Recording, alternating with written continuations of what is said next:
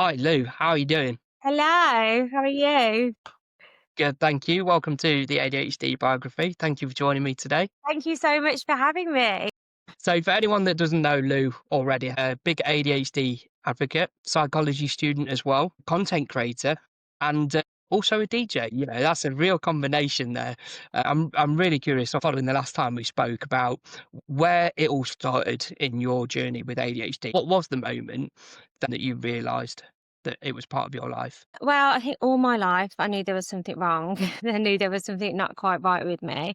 I always felt very, very intensely, very hard. I always had a lot of struggles with academia. Later on, in adult life, like just a range of things. And I always knew there was something not quite right. And I think it was about 5 maybe years ago when I was really like, well, perhaps it's like ADHD type of thing. And then I had a few friends that were just like, yeah, you're definitely ADHD. My friend actually did a dissertation in it at his uni. And it was in women with ADHD. And he said, Lou, you've got to get diagnosed. So yeah, I didn't actually get diagnosed till early this year, but it's just changed everything for me. It's just been it's like I've been trying to fit a square peg into a round hole, but now finally I've kind of like moved that peg and it's now is in a square hole. Do you know what I mean? Like everything just makes sense. Yeah, and it's amazing how much of a light bulb moment it can be. Did Mm. that come from the point? Obviously, it's interesting as well. You said about your friend that like recommended, you get a diagnosis because I had a similar thing where someone's like, "You've got ADHD," and I was like, "No, I haven't." Maybe not as polite as that, but Yeah. and yeah, that's when I really started to look into it. Like, what was the turning point for you? Was it that moment, or was it the diagnosis itself? The diagnosis, I think, definitely. Because I don't think until I went through all of the assessments and the appointments and everything, and I just realized how much of it was ADHD. Like I had therapy for so many different things, like addiction, self-esteem, anxiety, like all this range of things that actually it was all my ADHD. I could have just put it all in one. And so, yeah, it was really, really enlightening. For example, I didn't realize the emotional dysregulation was such a huge part of ADHD, which is something that I still to this day really, really struggle with. So it was just so validating. As soon as I got the diagnosis, I went straight in and I did so much research. I read the books and everything, and it was just like, wow, like it was just yeah, huge turning point, and it's actually changed the trajectory of my career, because when I went back into education 3 years ago, I knew I wanted to help people. That's why I went back into psychology. But I think at first I wanted to do therapy, then I kind of went to clinical psychology, and now I know I want to specialize in ADHD. I know that's what I want to do. And it's almost like the stars have aligned, as woo woo as that might sound. And how was the diagnosis for you? Like, was it a long period? Because I speak to so many people who have like varied experiences with it, and a lot of people talk about like a sort of grieving period after it. Did you experience something like that at all? God, yeah. So I experienced all the emotions afterwards, and it was quite surprising actually. So I just thought, I'm like, I still wasn't sure whether I wanted it. I was really apprehensive about medication because I've been on antidepressants before, which made me very, very ill. And I remember coming off the antidepressants and just thinking like, oh, I'm never gonna, do this medication again. Not to villainize antidepressants, they're incredible. They help a lot of people, but for me, I didn't want to go back onto anything like that. And then, yeah, I wasn't sure whether I wanted it. I don't know why. And then when I had it, it was just crazy. Everything just made sense, like I say, all the research that I was doing. And I felt really sad. And I felt sad for the life that I could have had if I'd have had the diagnosis earlier and that support. And then I kind of went through a phase of being really angry because, like, Mm. I really, really struggled with school. I was like dropped from lessons. I kind of got to a point with school when I used to dread going in and I used to avoid school, and I didn't do very well at all. I didn't stick at any college or anything, or like any real proper career. I was quite lucky in the sense I could work for my dad. So, and then obviously later on, I had serious, serious mental health issues, like really, really bad. Like I'm quite lucky to be here. It's all on my medical records. I was in and out of hospital, and it was like I was looking back and like, how the f did anyone not know? Like, how did they not know? Mm. Do you know what I mean? And like, I'm not. Yeah. I know some people like I had issues with like drugs and alcohol as well, and I'm not. I know some people might go, you can't use ADHD as an excuse, but if you've got ADHD, up to 10 times more likely to be addicted to alcohol, 3 times more likely to be addicted to substances. You know, I can't quite remember the statistics on mental health, but you're much more likely to suffer with bad mental health if you've got ADHD. So yeah, there was an element of anger there, but like now, you know, I'm healed, I'd like to think, and I know it was a different time then, you know, they knew as much as I did really. So, I'm through that, and to be honest, now I just feel so empowered and so, you know, if anything, I love having ADHD now. I wish I knew about it sooner, but, I think it can be a great asset when managed properly. Though I know it does come with its struggles. I'm not invalidating that, of course. Yeah, he's definitely a bit of a roller coaster, isn't it? There's you know, it's people that I speak to on the show and just in life in general. There's a real like pattern of the kind of struggling in education. Mm, Reports that say could do better if they applied themselves. Do you know what I mean? mm. And it's so sad to hear, especially like when like you say, when you go through that diagnosis or that realization, and you think about all those years that if you'd known how different it could have been. Yeah. It's a really hard kind of process to go through, isn't it? How did you, following your diagnosis and that period, how did you kind of like flip it on its head, sort of embrace your ADHD? Well, it was like so I used to look back on my life, and I mean from not all my life, but from probably the age 13 to 30, with a hell of a lot of shame. Like, I used to block it out. Genuine, I wouldn't speak about it. If I seen something on Facebook, like a memory, like I would just skim past it. I think it was a lot of shame, but there was also a great deal of sadness there, and I found it really hard. So I kind of had to go back and like kind of reframe those scenarios that I went through, and rather than be ashamed of myself, like to show myself compassion and just kind of like, yeah, just it was all like I just wish I could go back to little me, not well, not little, but 13 teen me, and just, you know, my arms around her and just say, you know, it's not your fault, you know, you're not a bad person, you're not, you know, hopeless, because there was just such a deep sense of hopelessness growing up. And I think this is so common with people with ADHD. Like we feel like we've got this potential and we know we can, you know, we're capable and destined for more, because I think most of us are so driven and we've got all these ideas, but trying to execute those ideas in a neurotypical world is a lot harder than people give us credit for, really. Because, and also that's another thing I'll add. I think to go through most of your life undiagnosed and not even know what's wrong, because you can't solve a problem when you don't know what the problem is, and to deal with that is so resilient and it takes so much strength. And I say this to people all the time in my DMs, like, you know, people need to give themselves credit for just how strong they are.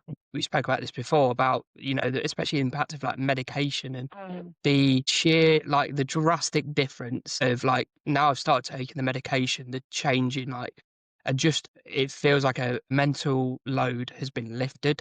And for me, it was like really eye opening on like that I've spent so long carrying like that weight and that Mm. applying extra mental energy to just do what neurotypical people can do on a day-to-day basis.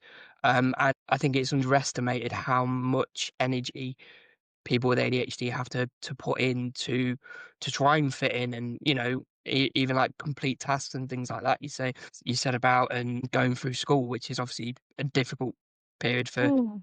for any child, isn't it? I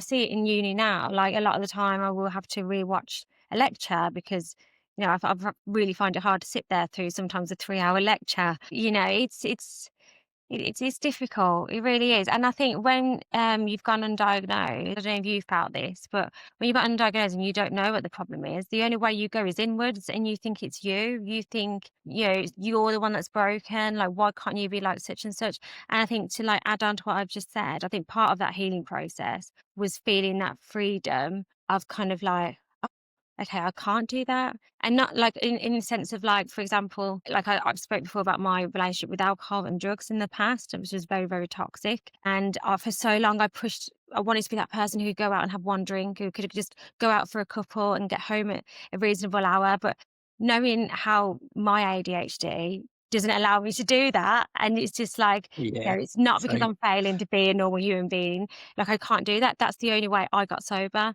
It was the acceptance of not being able to do that. If that makes sense. It was yeah, absolutely, freeing. and, like, it's something I completely relate with as well because there is that, like, pre-awareness of ADHD in yourself and diagnosis. There's that, like, feeling of, like you said before, about shame Mm, and as you pointed out, you turn it inwards and think there's something wrong with you because you know, and speaking about addiction and stuff, when I looked back, there was, like, behaviors and patterns that would repeat themselves, and it was so frustrating that yeah. I could never find a way to break those patterns and they would just repeat themselves. And a lot of the time it'd be self-sabotaging. Yeah. And I never understood why I did that. And again, it's not using ADHD as an excuse by any means, but it really does play a part in it. And when you don't understand why those things happen and why your brain pushes you that way, you can't work with it and find a way to work with it until Mm, that diagnosis. And it's such a repeated story. And you're absolutely right with the statistics on people being more prone to addiction, mental health issues, and generally there is combined things like trauma and things like that. And it just can often take things like therapy as well as a diagnosis and medication and things like that. So there's a whole kind of array of things that if you're late diagnosed, there's a large period that you have to go to kind of like find yourself. And like I mm. say, being kind to yourself is for me like it's been the most important thing because I was very self-critical and like you said before, like with your low self-esteem, I suffered with that for years, and especially through school, and it carried on. And it's only in the last couple of years that I've really been able to accept myself, and it's such Is that through your a ADHD difficult thing. sorry. Is that through your ADHD diagnosis, you think, or? Yeah, yeah, but it was for me, the diagnosis was like just an affirmation of it because it Mm. was when my friend and colleague that I worked with at the time like said you've got ADHD, and I was so dismissive instantly, but I was like, this person's known me for a number of years, and so they've obviously seen something. So what is it? I don't really know what ADHD is, and because our stigma that's still out there, you just presume it's like a naughty boy syndrome, or however people view it, that like kids getting kicked out of class and just being disruptive. It wasn't until I actually did the research and looked into what ADHD is, and for me, that was like the pivotal moment because there were so many things I was reading, and I just explained so much, and I could attribute what I was reading to moments in my life previously, and for me, that was like where it kind of started for me. Now can I ask, so when Um, you had low self-esteem, do you think that mm, was from, like, childhood, or do you think that kinda grew as you was, like, as you got older and being told, like, "You're too much," or "You're too lazy," or, like, all the things that we get told as ADHDers, as undiagnosed ADHDers, and, just trying to fit into this world that wasn't built for us. Do you think that's something that kind of evolves with us? yeah, yeah, definitely. And for me, I think that it came from that feeling of not being able to kind of do something as easily, or even, just do something that a neurotypical person could easily do that seemed quite basic to them. The fact that I couldn't do it then affected me and my self-worth and my image of my own self. And that was because I didn't know why I couldn't do it. And it was knowing it was the biggest part is knowing. I think that the later you get diagnosed and have that kind of moment, the harder it is. But yeah, that was the biggest thing for me. When it was like even going into the working environment and things like that, where people would pay attention and complete tasks, and then I was in another corner and I started 10 different tasks before even completing one. And I just never knew why my brain operated like that. But at the same time, whilst it was a struggle, there's some real positives. And I've always had this inner feeling that like, I can do so much more. Mm. And that feeling of like potential.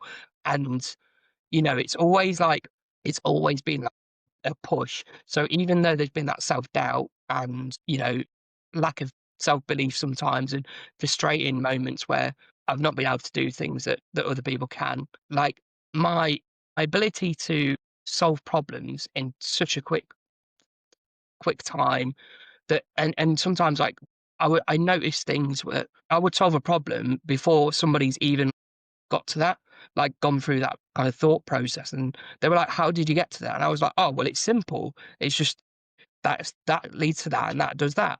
And they're like, "How did you get to that so quick?" And I was like, "I don't know."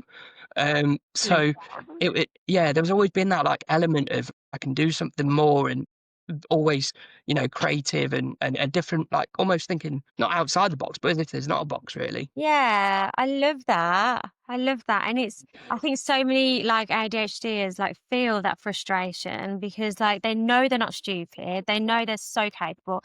And most of us are so ambitious, but it's always like we're hitting a brick wall. Like it's just we can't go that step further. And when you are like thinking, "Oh God, I can't do this. I can't keep up. Or why do I do this thing differently?" It's so demotivating, and it has such a domino effect on anything else. I mean, the next task you do could be amazing at, but because you feel that way, you tend not to bother.